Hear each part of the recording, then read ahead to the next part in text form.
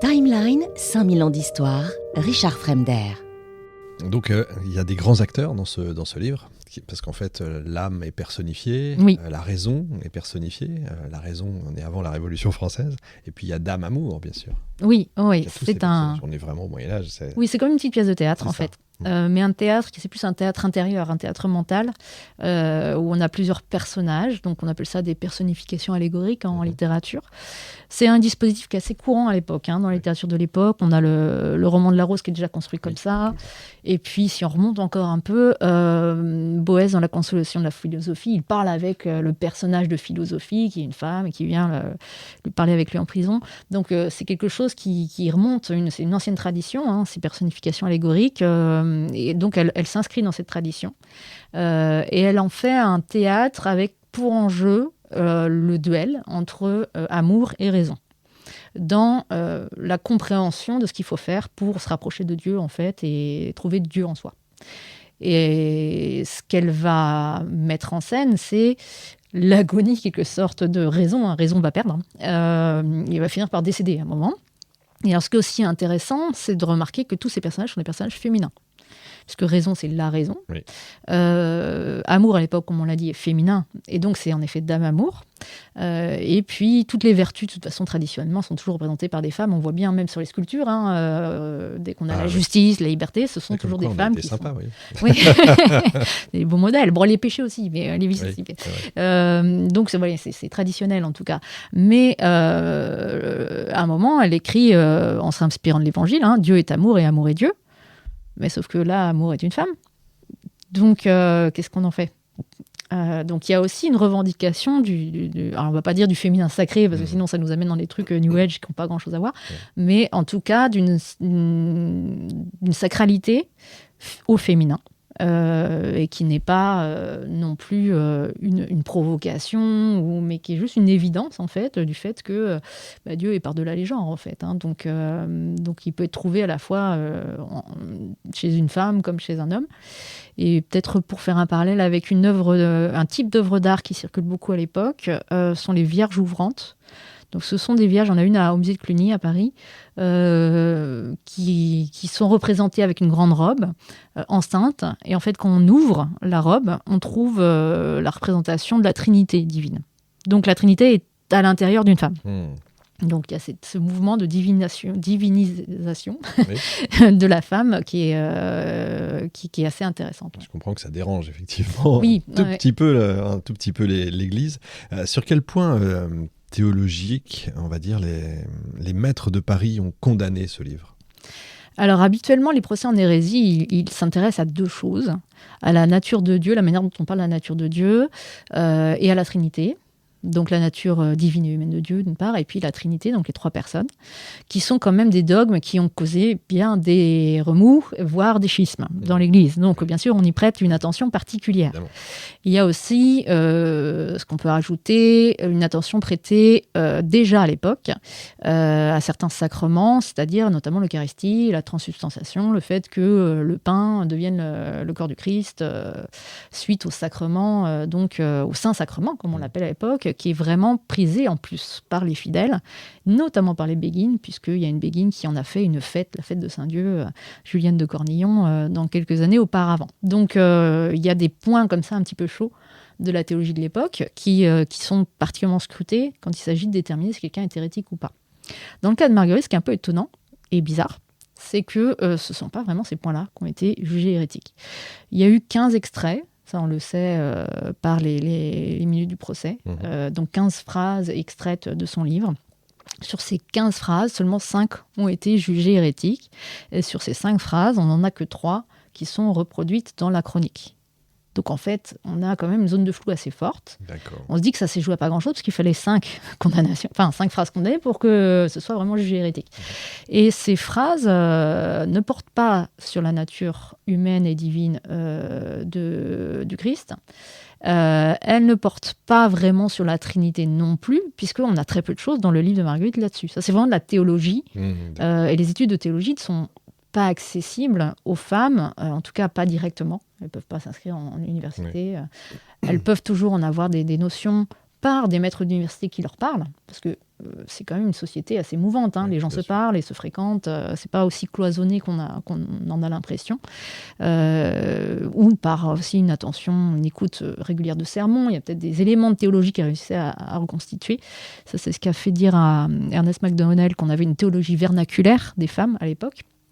Mais elle n'est pas experte en fait sur ces points-là, et le seul moment où elle aborde un peu la question de la Trinité, bon, c'est pas très, c'est un peu maladroit, mais c'est pas hérétique pour autant. D'accord. Et donc les raisons pour lesquelles on l'a condamnée, c'est plutôt sur les implications morales, les potentielles conséquences morales de son discours sur la nature et sur l'abolition, l'anéantissement de la volonté, puisque l'âme parvenue à sa simplicité, c'est-à-dire qui a abdiqué sa volonté propre, est dans l'optique de Marguerite Porete devenue en fait rendue à son innocence originelle et ne peut plus vouloir le mal. Et donc en ce sens-là, elle va être proche d'une nature qui va être une nature pure en fait. D'accord. Et donc quand elle dit qu'on peut dans ces cas-là, que l'âme en tout cas simple peut suivre la nature, elle ne dit pas qu'il faut céder à ses penchants ou à ses désirs. C'est sûr que si on extrait la phrase, on va avoir l'impression que ça peut vouloir dire ça, mais en fait, elle associe ça à une certaine étape dans le cheminement spirituel.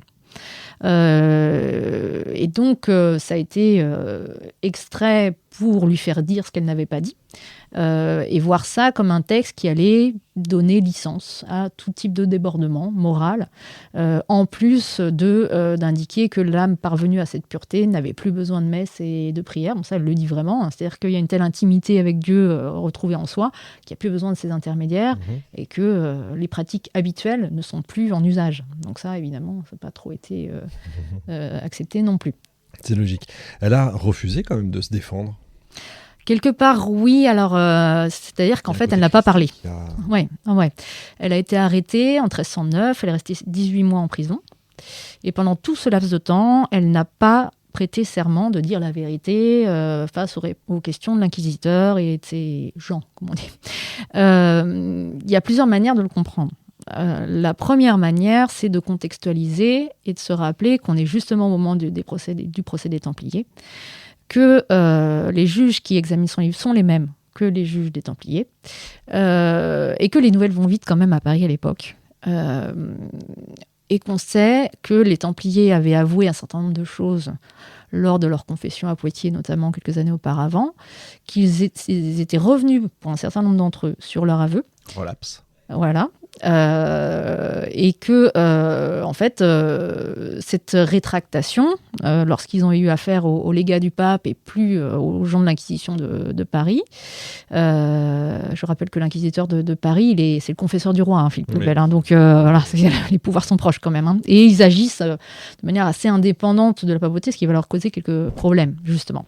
Et donc, en fait, quand ces Templiers se retrouvent face à quelqu'un qui est capable de les entendre, en fait, ils disent, en fait, on a avoué sous la torture.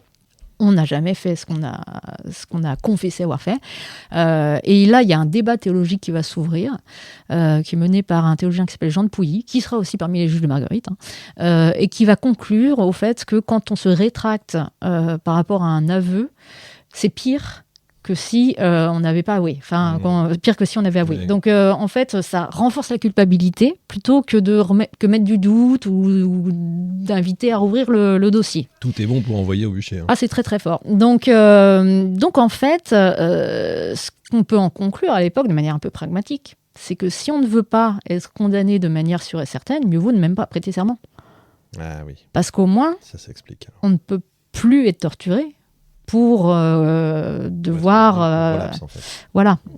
Puisqu'après, c'est le piège. Une fois qu'on a prêté serment, on va réussir à nous faire dire des choses sous la menace, la privation de nourriture, donc être au pain ou à l'eau, être au mur étroit, c'est-à-dire qu'on est debout entre deux murs pendant des heures, voire des jours. Enfin bon, il y a toute une gamme de supplices qui n'est pas forcément de la souffrance physique. Voilà.